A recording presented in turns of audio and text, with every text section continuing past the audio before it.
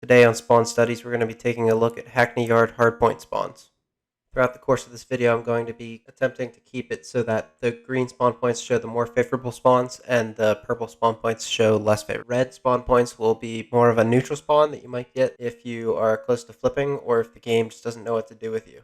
So this green side of the map is going to be the more favorable side. This is because the P2 hardpoint is located up here on this side. So if you start spawning on this side, you want to hold it so that when the new hardpoint starts, you already have the spawns for the next side. When you are the purple team, your whole goal is going to be try to push in and hill control, because if the green team knows what they're doing, they're likely going to keep the spawns on their side. And then once you've maintained hill control, you're going to be trying to flip the green team out. By securing these red spawns, you can hopefully get your team a quicker route to push and sneak through, because really what you have to do is capture one of these back spawns while you are behind all of the enemy green players. If you have one purple player pushed up and they go near any one of these green spawn points, in this situation where the furthest back green player is here, the green team should flip out.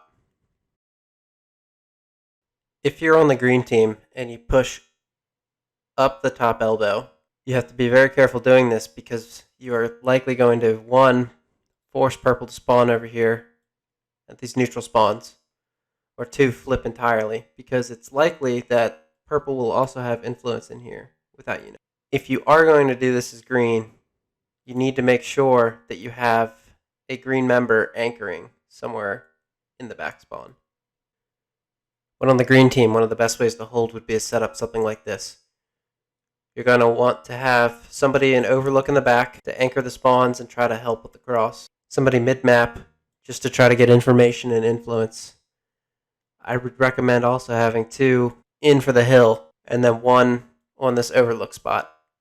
There's a bunch of different ways you can set this up, but another problem you can encounter here is if the purple team does sneak through and kills this player, let's say they're right about here, they immediately have influence behind all your players. So a more safe approach would be to have someone also anchoring back in this area, or a second person over here. Here's a sped up look at the spawn flow of the P1 hardpoint. In this case, the purple team is holding the good spawns. Alright, now let's take a look at the second hardpoint. As I stated before, this is the good side, and you'll see that you actually spawn entirely around the hardpoint if you have control. If you're spawning over at the green spawn points and you die and notice that you spawn over here or over here, this is cause for worry, because that means that the purple team is actually pushing through and beginning to get influence on the hardpoint, or has gotten influence over here.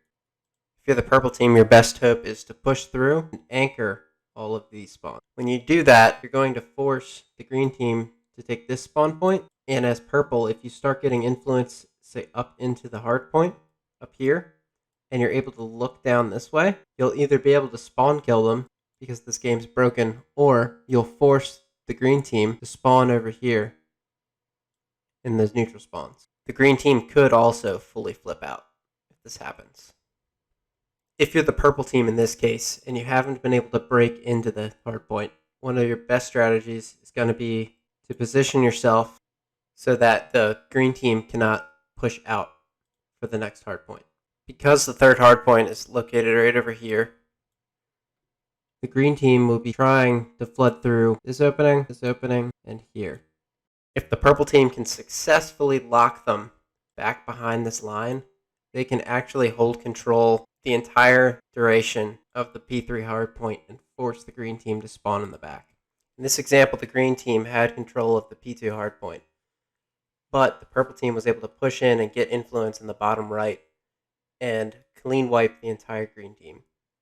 This forced the green team to spawn out in the warehouse.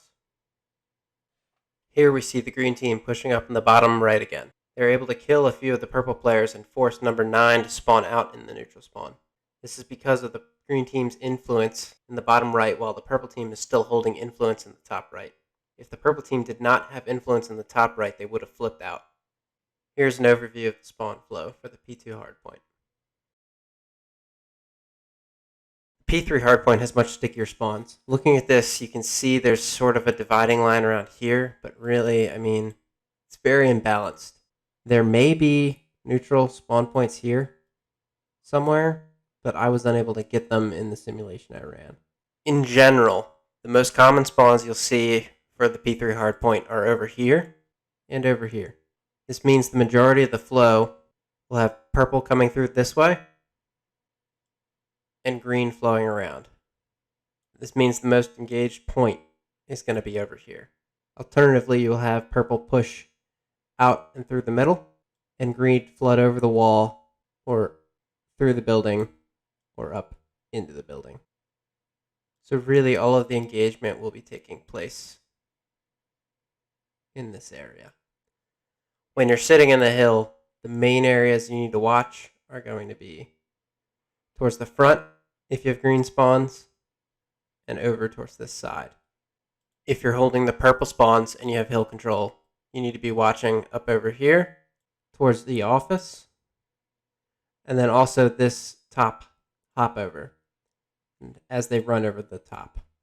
When you control this hardpoint, you want to be the green team. I recommend taking control of the top yellow building, bottom office, top office. Top office also watching this window so that you can hold down the following sight lines. You will probably also have someone holding this head glitch here, watching here. So in this case, you'll be watching the purple flood from here, top office, top warehouse. Warehouse exits here and there. If you do get this control, it's also possible the purple will start flooding from this direction if they spawn out far enough. Holding these viewpoints give you a good setup for the P4 hardpoint. Observing the P3 spawn flow, you can see how sticky the spawns are. In this case, the green team is always spawning in the top left corner of the map, while the purple team spawns inside the warehouse and floods out. If the purple team was able to push through the bottom left, they may have influenced the spawns and forced the green team to get a neutral spawn up by the office. I was never able to observe this in my simulation, but I have seen it in real matches.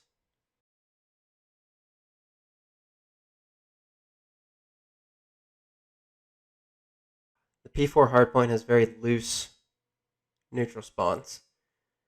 The neutral spawns seem to be weighted very much towards the green team in this case, so I'm going to go ahead and leave them outlined in green.